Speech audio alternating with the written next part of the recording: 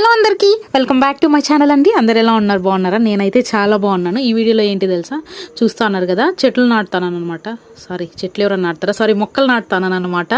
ఆ రోజు వర్షం పడుతానిందండి. సో వర్షంలో నాటేస్తే కొంచెం బాగా వస్తాయి అని చెప్పి నాటుతానని. అది యాక్చువల్లీ ఒక సన్ఫ్లవర్ టైప్ ఆఫ్ ఫ్లవర్ అండి, ఎల్లో కలర్ షో ప్లాంట్. ఈ వీడియోలో ఏంటంటే ఒక్క మెసేజ్ అని చెప్పను కానీ ఒక మాట చెప్పాలనుకుంటానని. చూస్తా ఉన్నారు కదా, ఫుడ్ గురించి అన్నమాట.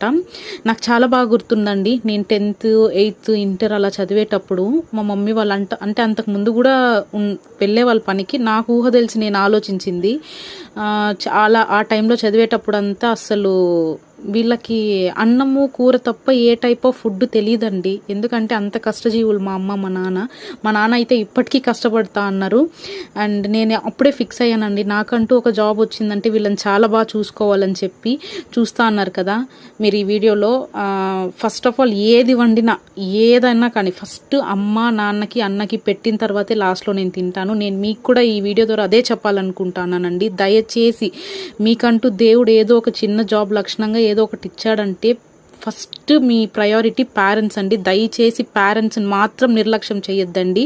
ఈ తరం యువతకు కానీ పిల్లలకి నేను చెప్పాలనుకుంటా అన్నది, వాళ్ళు బ్లెస్సింగ్సే అండి. వాళ్ళు బాగుంటే ఆ బ్లెస్సింగ్సే మనకి చాలా అంటే చాలా మంచిది మన ఫ్యూచర్కి.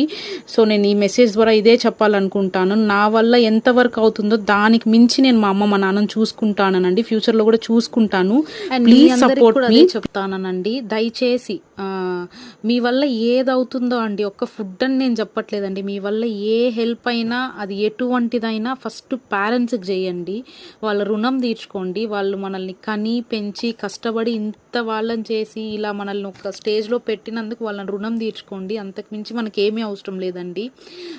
మొబైల్స్ చూసుకొని టైంపాస్ చేయడమో ఏంటో.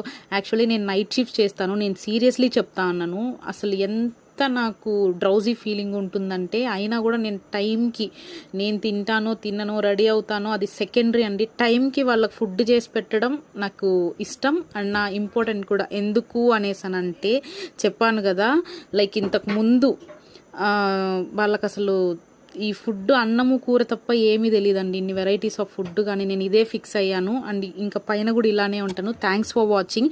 Please support me. Please like, share and subscribe.